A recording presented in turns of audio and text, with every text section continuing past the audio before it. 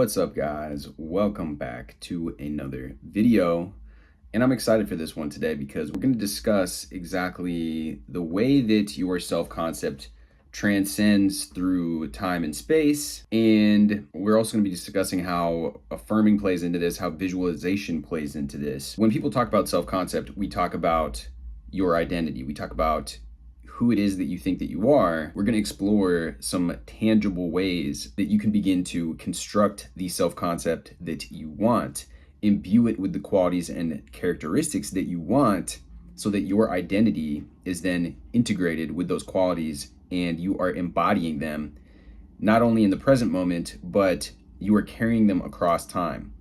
So let's begin. I'm going to read an excerpt from this book to get us started. So, one very important aspect of the self-concept is that it provides a sense of continuity of identity through time.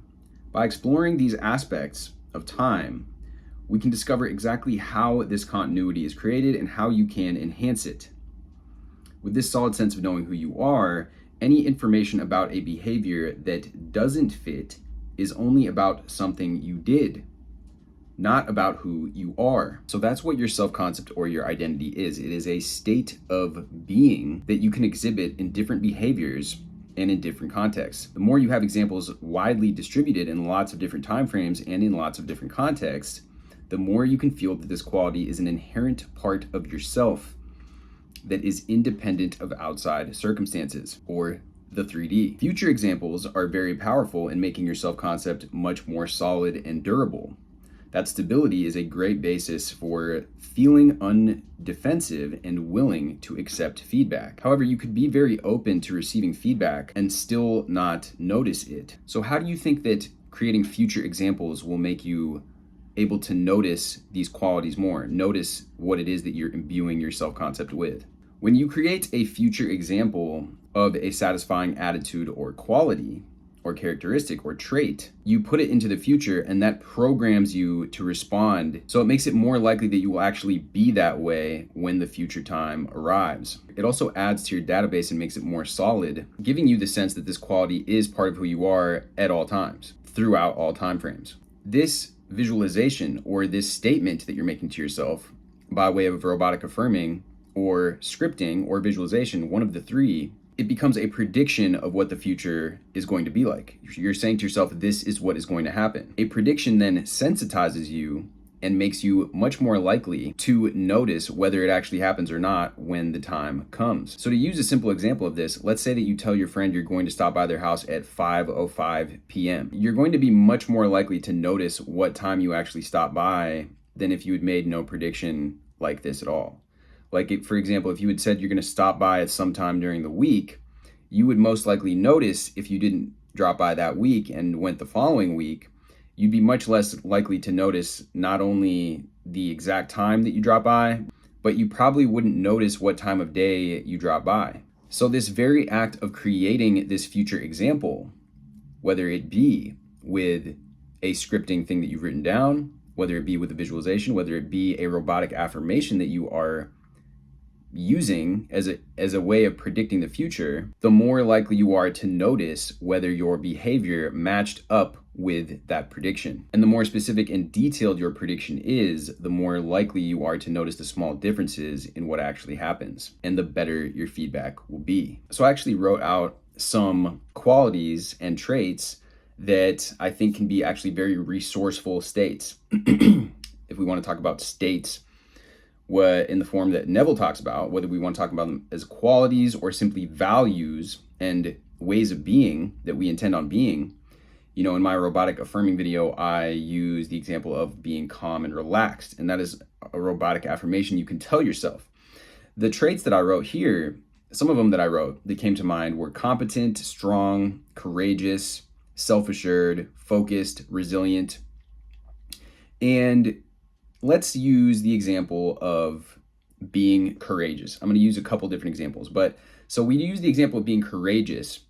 One way that we can use this in a way that transcends time and space, like we're talking about, is imagining all the times that we've been courageous in our life. And now going back into the past, When you were a kid, what was it that you did? Did you raise your hand in class to answer the question that the teacher asked when nobody else was willing to? You speak up on something when somebody was doing something and you spoke your mind about it. Did you try out for that sport team? Did you try out for that opportunity and put yourself out there as a kid?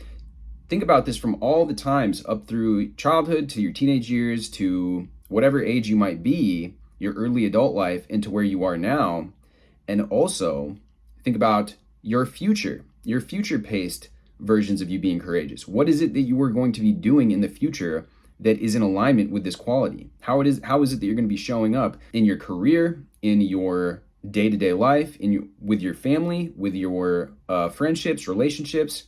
How are you going to be using this quality of courage, and how are you going to be showing up with that quality? And what you can do when you future pace like this, when you have this, whether you want to visualize this process, and arguably, robotic affirming and visualization are kind of like two sides of the same coin, I would say, because when I robotic affirm, if I'm imagining this quality of courageousness and I'm telling myself, yes, I'm a courageous person, I'm always showing up in a courageous way, I have the courage to do XYZ, I have the courage to record this video, I have the courage to go up and strike up this conversation, I have the courage to send out that email, I am going to be imagining.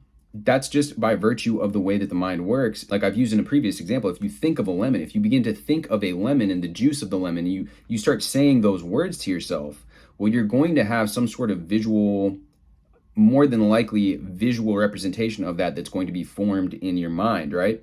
And so by doing this, by pacing yourself with these thoughts of courageousness in these different situations, you are now building up a repertoire of this self-concept which has this quality of being courageous. So for example, being courageous could mean that with a family member, you are now setting a boundary with them because you don't like the way that they've been showing up in your relationship with them. Maybe they've been calling you at times that aren't inconveniencing you. Maybe they've been asking you for favors and they haven't been returning the favor. They've been asking you to go out of your way for them and you don't feel as if it's appreciated or reciprocated. So that could be imagining yourself standing up for yourself in this interaction with this person, acting with courage in your conversation with somebody. Another thing could be you have the courage to work on that project that you've been putting off. You are now tackling it because you are entering into that vibration of courage. And as we've looked before on the vibration of consciousness, courage allows you to transition from a disempowered state into an empowered state. You now have the courage to maybe look at the way that you've been showing up, the way that you've been ignoring certain tasks or ignoring certain things. So you get the feedback, but it doesn't have to affect your self-concept because you've decided your self-concept is somebody that is courageous. And just because there was one instance or an instance where you didn't follow through with something, or an instance where you could say that you weren't operating through courage, that was just one blip of behavior that doesn't affect who you are. So using another example that I used for myself when I was doing this the other day is somebody who is focused. And what came to mind for me, well, I used the example of being focused, but first I used the example actually of being curious, being open, because I know that me as a person, I've always had this quality in myself. And that's one way that we can kind of begin to embody this is by doing something that we actually really, really are confident about ourselves, that we've always possessed this quality. For me personally, I've been extremely open-minded and curious ever since I was a kid. I've always had a thirst for learning. I've always been a very open and curious person, and I've always been very willing to hear different points of view, willing to try out different things, willing to take different suggestions and apply different things because I am a naturally curious person. So what I imagined was me learning back in the day, back in school, me reading, me going on a self-improvement journey. Back when I was 18, I began to read self-development books. I went to a seminar. I've spent tons and tons of time, as I've mentioned in previous videos, researching about metaphysical concepts, self-development, psychology, mindset, health, longevity, all kinds of different things that I believe probably fall into that larger umbrella of the human mind, unlocking human potential, self-development, and success, like personal development. And because I know I have this quality, I have no problem extrapolating it out into the future. And I can see myself very easily studying at the computer. I can see myself going out and being curious as I'm meeting people, being very open to what they're saying, listening, active listening to people, and absorbing all this information because I have a naturally curious mind. So that is another one that you can have. And usually the way that I perceived it as these visualizations are coming across my awareness is I kind of saw like almost like a movie screen with different, like almost like a film roll where it's like a scene and then another scene and then another scene goes by. And it's interesting as well to become aware of the way that your mind is representing these pictures or these movies, these mental movies in your mind, because you have the possibility to work with that. You have the possibility to expand an image in your mind. You have the possibility to saturate up the colors, up the contrast of the image. You have the possibility to swipe it away, make it smaller, add in other images so that there's multiple images happening at once. Or, like I said before, you have one at a time. Or you could have one big one and have smaller ones on the side.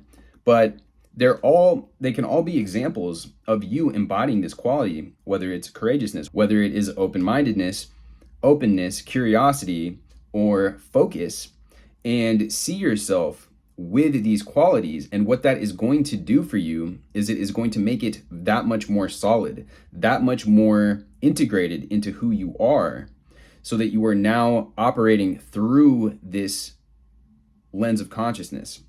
It is now becoming a part of your self-concept. It's not just something that you imagined yourself doing in one situation or remembered yourself doing in a previous situation. It is now transcending time and space, and it is something that is a foundational piece of who you are. Now, keep in mind that these exercises are not so much a matter of finding some truth as they are a matter of finding a representation that serves you in being and becoming who you want to be. These can be used in ways to make your self-concept more durable and also more responsive to feedback. Because again, we're increasing that sensitivity by putting this out there and imagining. Again, remember that example of the specificity of showing up at a certain time. That's going to make you much more aware of how you and when you actually are showing up in that example. So I hope this has been an enlightening video. If you'd be interested in me covering more about self-concept and ways in which we can work with it, I would be happy to do so. With that being said, drop this video a like, drop me a comment down below, let me know your thoughts, hit me with a subscribe, and I will see you guys in the next video.